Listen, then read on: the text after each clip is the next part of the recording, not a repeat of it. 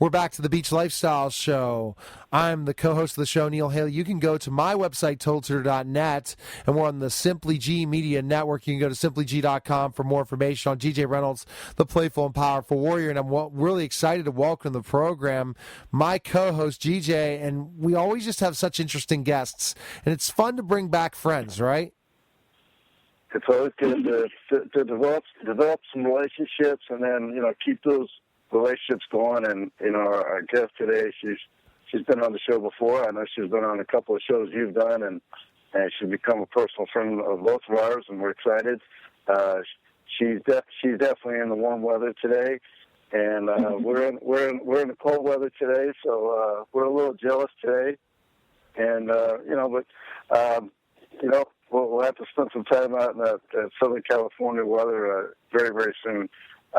But our first guest, she's an actress for the last 25, 30 years, and she's done everything from television to movies to soap operas, and she's played a lot of different roles. And then she's also started a company where she's helping people, because now we're a social media society, and everybody's got videos going out, and she's helping people, look good, in front of the camera and how to be normal and natural. And she started a company called Charisma on Camera. And she's originally from Pittsburgh, Pennsylvania, and so I'm surrounded by two Pittsburgh, Pennsylvania people today with both Sandra and yourself, Neil. So please welcome to the show, Sandra Dee Robinson. How you doing, Sandra Dee? I'm good, thanks. It seems so weird to have somebody go, she's been doing this been an actress for 25, 30 years. I was like, I choked. I'm like, what? It's true. I guess it's true because I started acting even back there in Pittsburgh, commercials and stuff when I guess my first commercial I was 14. So that's, you can say that. It just seems like such a long, it's like such an old person thing to say that you've been doing anything for 20 or 30 years. It's like, what? Well, I guess it's true. I was thinking that you started at age 2, so now you're 32. Let's go with that. Yeah. Nice save. Well, Sandra, you are finishing up our unbelievable year of celebrity interviews.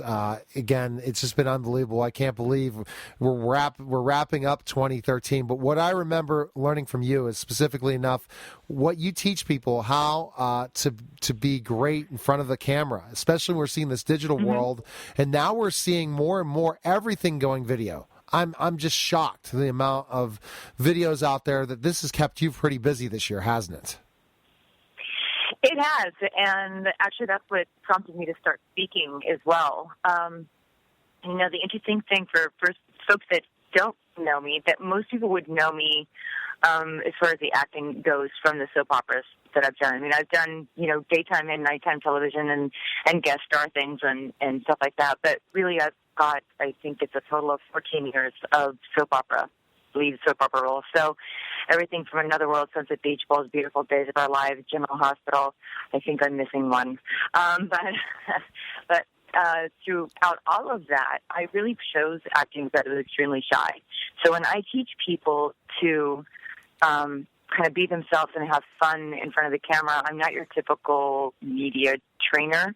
I do a lot of the stuff that you go to a media trainer for, but my goal is to help people be able to utilize visual media, meaning video for their business, or get themselves, on KDKA news segments, or they're in Pittsburgh, local stuff, or all the way up to Good Morning America, or hosting their own show.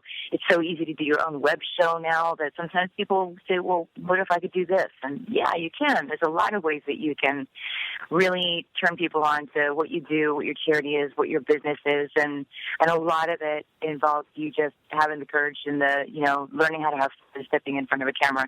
I learned that because I was so afraid of it and hid behind those characters as an actress to make myself comfortable. So when I had to go to a charity as a quote-unquote celebrity, it was really humiliating. Or if I had to host something, on camera as a celebrity, they expected me to be really good.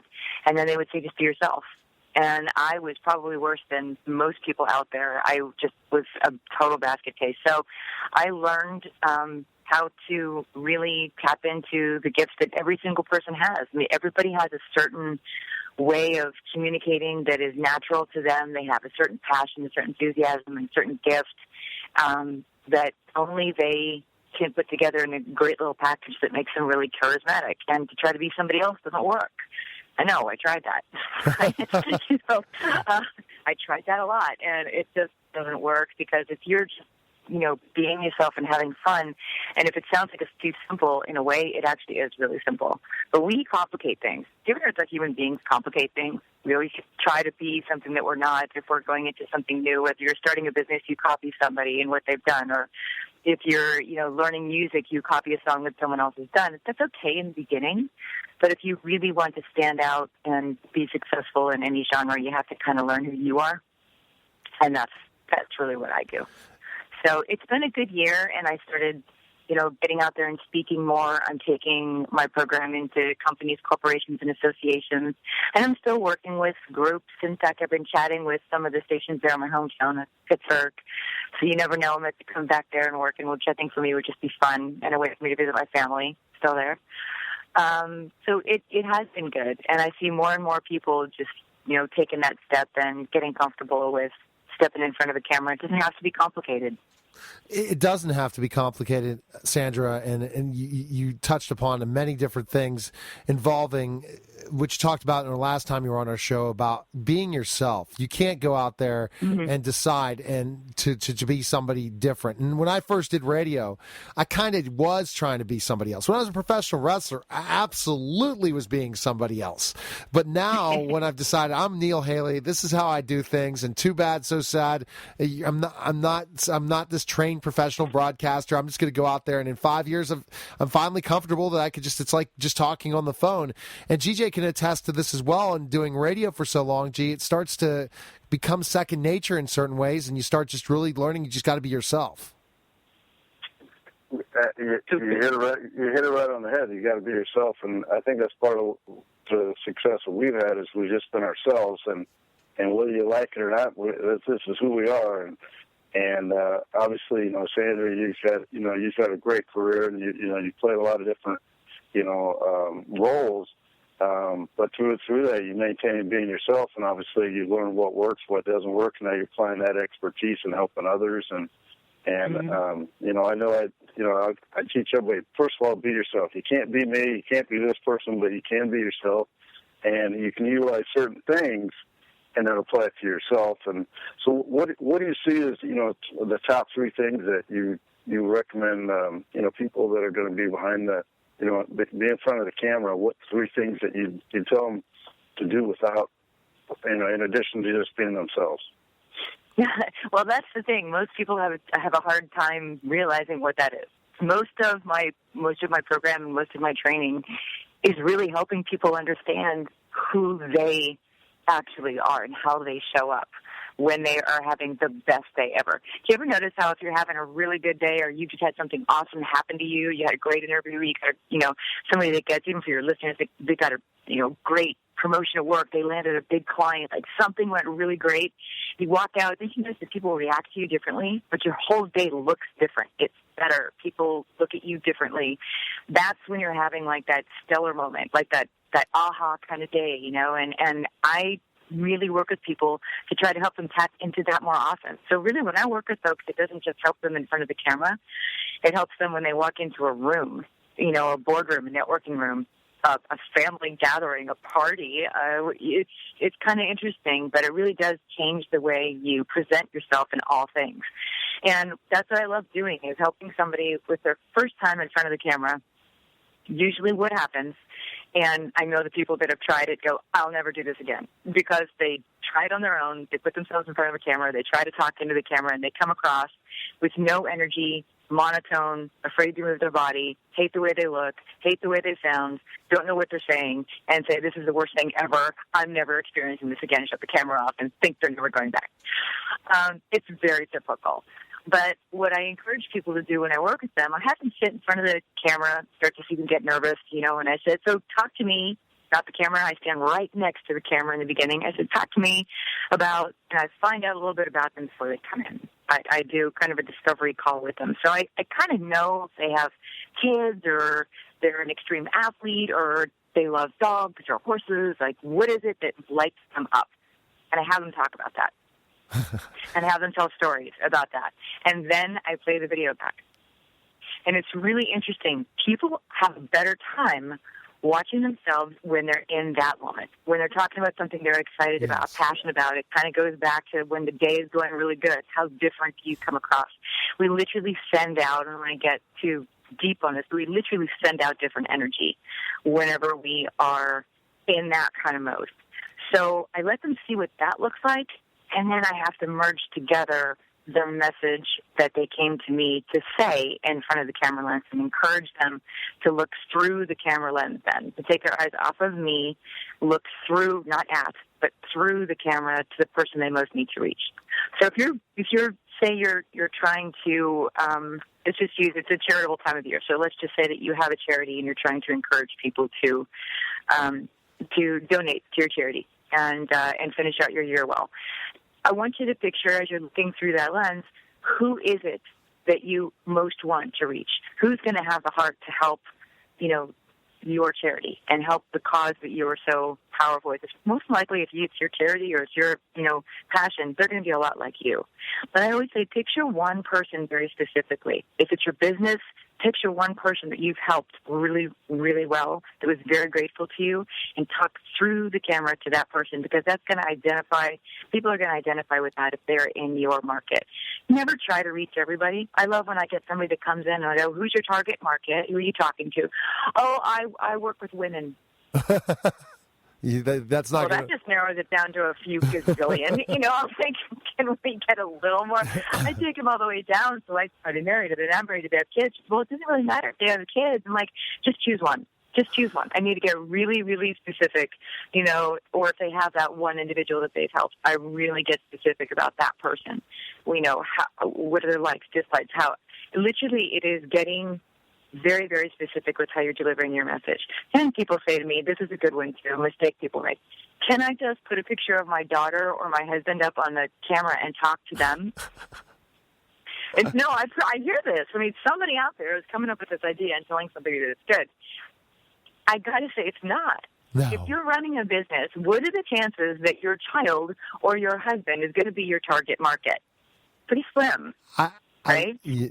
Definitely, and I like the whole fact you're talking about target audience, and we've been dealing with this with dealing with one of these PR firms we're working with, and thinking about that target audience is so key in every show. For example, this show, our target audience is going to be the way I'm asking questions is going to be much different compared to when I do my education brand stuff, where I'm talking about, I guess, No Child Left Behind or different education things, or I'm interviewing a certain celebrity on their tabloids. But when I'm talking to you, I'm thinking of a specific audience and who I'm speaking with. So I think that's a great component of this. And I think also the great component to be good in TV is to do a lot of practicing just talking in front of the mirror. I think you talked about this before, because I don't think I could do a television show like I do on a monthly basis now and be able to do it with just like no takes, just going through hour show, boom, done, if I didn't do radio every day.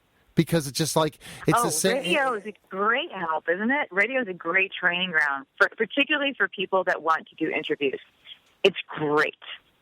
It's great. It's one of the things that I can recommend to people that want to, that are interested in doing interviews on camera, interviews in general. Like, host a radio show, because you can't have dead air. Dead air's, You have to be able to think on your feet.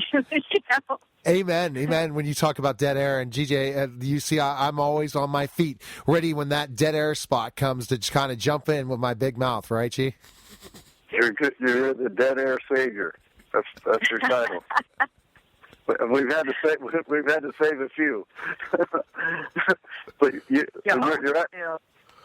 absolutely right. Radio is a great place to learn how to do interviews, and for me, I feel like I'm a classic example where I never thought I'd be in front of the camera or definitely on the radio, and here I am doing both.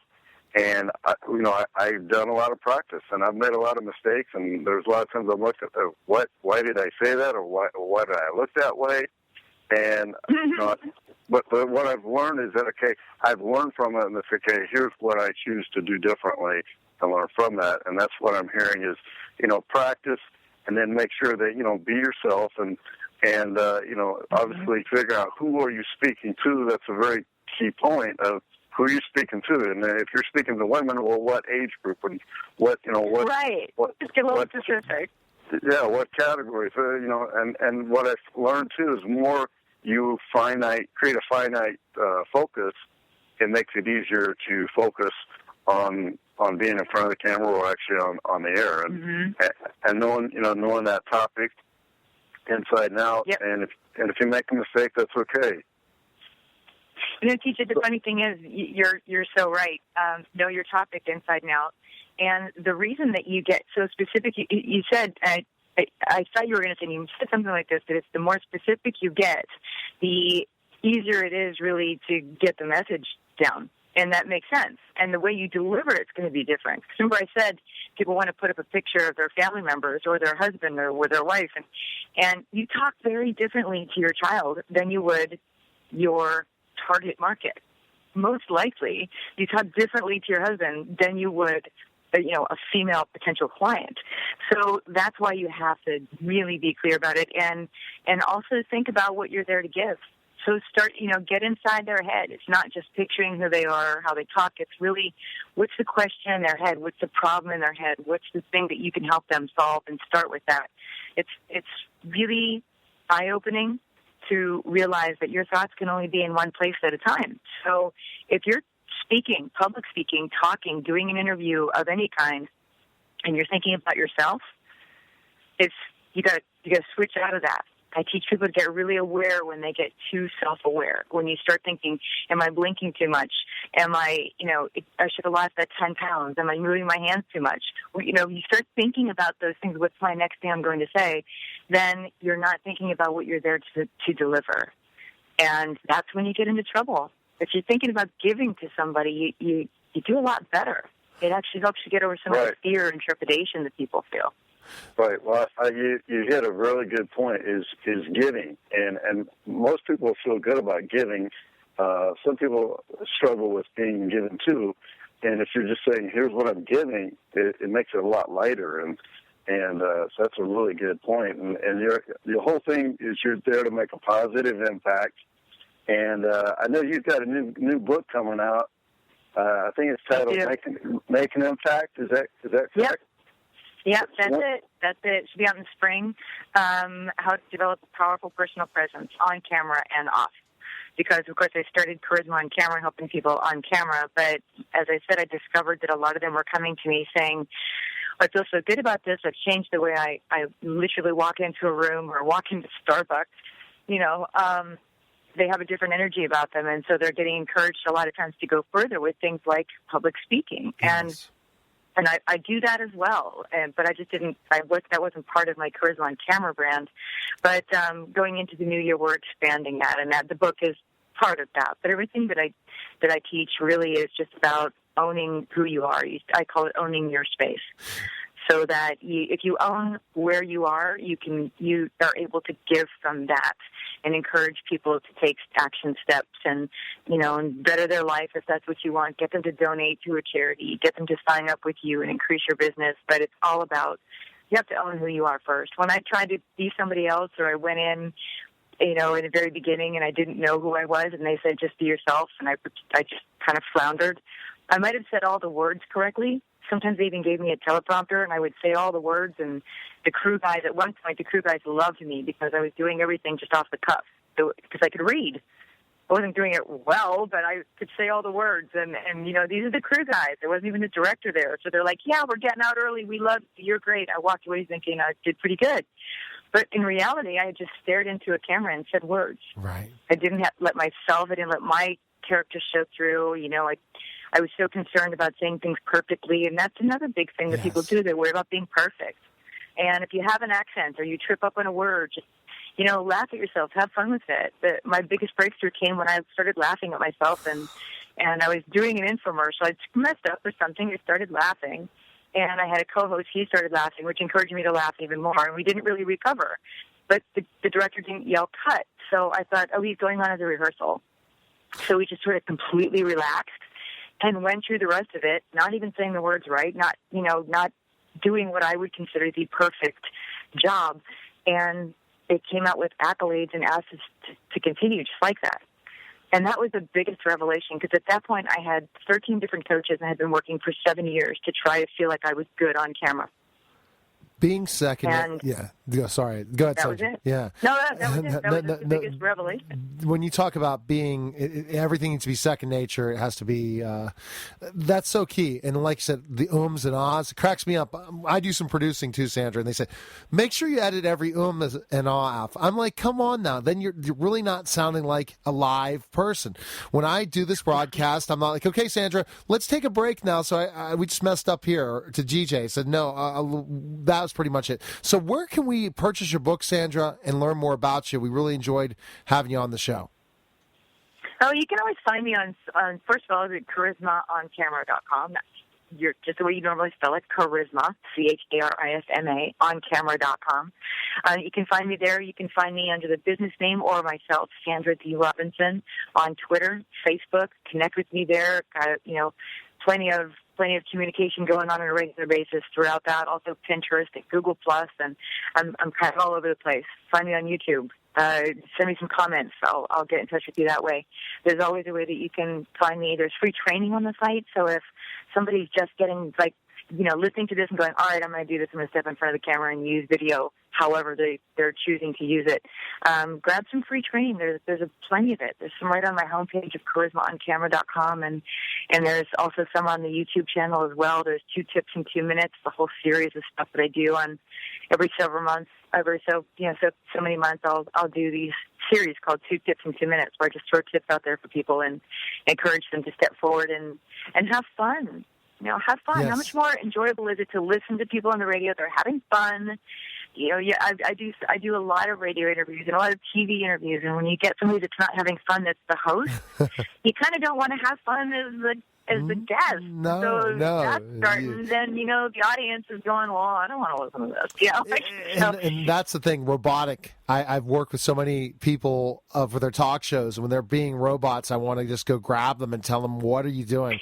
Seriously. And then, and then what about the people that get interviewed as well, Sandra? They're like, well, they don't know what they're talking about. I said, how am I supposed to pull 28 minutes of an interview when you told me your life story in 3? So I'm sure that's part of your process, and you're laughing about that one, but well, it is. That's a huge thing. I tell people, first of all, memorization is the worst possible thing you can do. Just know what bullet points. If you're going in to be interviewed, and this isn't just for television either. If you're going in to be interviewed for a job, yes, and everybody is hoping to. There's a lot of underemployed and unemployed people that are going on interview after interview, and it can be tough.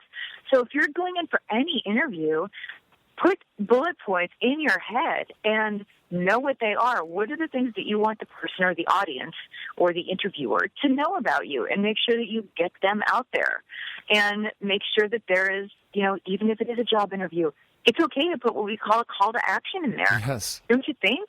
It's like, well, when you can be making a decision on this job. And, if it's a call to action at your business, it's like, hey, give us your name and number, or give us a call, or come down to the store. There's going to be that kind of call to action. But absolutely make sure that you leave, any kind of interview, if it's a job interview, let's just say, with the request for, hey, when are you going to be filming this? When are you going to be making the decision? Exactly. And, do you have all my information if you want to get a hold of me? That's, in essence, saying, please get a hold of me. It's that call to action. It's that final, I'm interested in being with you and working with you and having you come down as a client, a patient, a participant, and whatever. So absolutely have all the things down that you would like to get across, and know the order of importance. What's the most important thing that you want people to know about you when you're getting out there and getting interviewed? Exactly. You think about it, that your book is not just teaching people specifically how to be a talk show host or be on television. It's teaching you how to speak publicly, to be able to, now your brand has changed from more just television to radio to podcasting to public speaking. Because another point, Sandra, I wanted to make was, I've only done one public speaking engagement. But it was so easy. Why? Because I talk on the radio every day. I just pretend I'm on the radio. I pretend that I'm in my studio downstairs by myself late at night at times or during the middle of the day. And I don't look at who I'm talking to. I look at the audience and what I want to capture, but I don't look at what that person sitting there with that frown on their face, or the people thinking about what am I going to say next, and am I thinking about, because you can think about when you're on television, what's my tie looking like, what's this going on. And I think when we last talked, when you're on the show, I don't think I relaunched my television show, so I'll have to send you it. You could give me a few pointers on the education TV. It's just education portion one, where I've done a bunch of YouTubes in LA and also in Pittsburgh, but more about that was radio and television. When you're just doing a straight television deal, it's a lot of fun because you have producers and stuff. So Sandra, was it hard writing the book? I mean, because again, you're talking about you're getting out of your comfort zone in so many ways. You talked about really this wasn't your that's definitely. That's getting me out of my comfort zone. I journal every day. I write. I've always been good at writing, but suddenly when somebody goes, "You need to write a book," and you sit there with a blank screen in front of you going, "Oh, okay." Okay, so now what do I do? And fortunately, I have some great people that I'm surrounded by, fellow speakers and that have written books. And there's lots of templates out there that can help you put that together. I basically used the template that I used to teach people and put that in and made that the chapters. And for me, I already have the second book kind of in motion as well. And this one isn't even, out yet. It will be out, and if you keep in touch with me, you'll see on social networks and stuff. I'll let everybody know when it's out. It should be spring. But and it's actually done. I'm just now doing the technical stuff. So, the cover, the typesetting and those kind of things. And they can take some time to do these things if you're picky, which I guess I am. But I'm already ahead looking at the second one, which I'm really passionate about. I'm glad that I got it done. Sometimes that first book is you just got to do it. Like that first video, the first time you get on the radio, you just got to do it. You just got to fully through it. I'm sure that there's going to be things, I'm looking at it already, and thinking, oh, I should change this. Oh, I should redo that. And if you do that, you could have a book that would take you 15 years to write, So I kind of had to just let it go. That was the best bit of advice I got is if you're going to do a book, do it. I got the information out there. It's good information, and I just have to let it go because I could just sit there and rewrite it. One thing that a great advice that I got from a guy named Dan Pointer, and Dan has written 132 books. Wow. Yeah, exactly. I met him, and I was introduced to him as being an amazing speaker. And even my husband, who has only recently become an avid reader, knew who he was because he's really big in the skydiving world. And my husband is a professional skydiver, among other things. And so when I said his name, my husband's ears perked up. He's like, the skydiving, would you like the parachuting Bible or something? It's literally what he wrote, and that's how they look at it. And so he's very, very well known. I didn't know this. And I said to this wonderful man, I said, so you've written a book or two? And the group that we were starts laughing because they all knew. And he goes, I've written 132. Basically, we have thoughts. He creates books. So he said to me, he says, get the book out. He says, realize you can always put out version 2. So all the little, it's true, right? Yeah. Get it out. And then 2 years later, go with the same title and put version 2 and make all the changes that you wanted to make or the things that pop up. He literally keeps, and this is great advice too, even for video, because you have to redo video every so often too, if you have it on your website. If you have a, welcome to my website or an about me video, at some point you're going to have to update it, redo it. You change, your attitude about your business might change, your philosophies might change, and you want to keep things fresh. So, you're doing a video version 2. Might be some of the same information, but one thing to do is keep a notebook. He actually keeps, Dan, my gentleman I told you about, actually keeps a book in his office with the corner cut off so that it doesn't get put into circulation. And when people call up and say, hey, there's a typo on page 139, or something that they see, or, hey, it'd be great if you could include this, boom, in your next book. He goes into the book or puts a piece of paper in there with a note. So when he does version 2, he has everything together. I thought that was kind of clever. Yeah, definitely. Yeah. Sandra, so are you acting at all still with all the other stuff you're doing? Or do you have other projects? I do have other projects. We've got a few, actually, television productions that we're pushing forth with. One of them is, and you may see us tweeting about it if you follow me on Twitter. It's a show called Paranormal Tech, and I was asked to join the cast of this. It's more of a reality show, and they said, would you want to be a guest star? And they're thinking that would be fine. I said, well, you wouldn't want to be part of the cast, would you? And I'm like, yeah. So it's kind of cool. It's a small group of investigators, some believers, some skeptics, and I kind of have a researcher. I interview a lot of the people, and I have more of a faith-based. I bring my faith to it. I'm Christian, so I don't believe that there are dead people walking the earth as ghosts, but I do know that there's stuff we can't explain, and I believe in the power of the brain and wonder how much of this we manifest. And so we do these investigations. I guess I'm the one that's kind of on the fence, but I have a spiritual bent, and we've got the guy that's 100% believes in all the paranormal, stuff and has crazy stories. And then we've got the audio-visual guys that are the skeptics, and they come in with their equipment, and they try to disprove everything. So if you think you hear a ghost voice, they're able to, with their equipment, try to reason it away and say, we picked up interference from this radio, whatever, and here it is, here's a frequency. And so it's kind of cool. Sometimes there's things that we investigate that are not answered, and that's kind of where the show comes from. It's like, believe what you want to believe, and we all come from different aspects, and we go and we do these investigations. And so we had the first couple of episodes on Blip TV, but right now it's pulled because we're waiting to find out which network we're going to be on. So you'll see a little bit more about that. But apparently paranormal stuff is a big topic right now. Yes. And then we've got some other things that are out there in play too. A couple of things. So I'm a big wildlife conservationist, and I love the whole animal, and we rescue almost all of our animals that I own are rescues. And so we're talking about doing something that involves both rescued animals and the way they benefit people. So it's kind of like rescued animals rescuing children of abuse or that kind of thing, and trying to put together a show that would highlight those things. Oh my gosh, it would be what they call positive programming. Anybody remember that? Wow, Sandra, it's shocking. Some amazing things coming up. We'll have to have you back on earlier than as long as the last time we talked. It's probably been about around a year. Where? Again, the website again for all the information. Where do we go? Yeah, it's charismaoncamera.com. That's where you can find the free training and stuff for getting out there and being yourself and having fun on camera and using that for public speaking and everything else. And you can find ways that you can work with me if you choose to. And we've got some events that are going to be coming up in the spring, so you'll get notification of that too.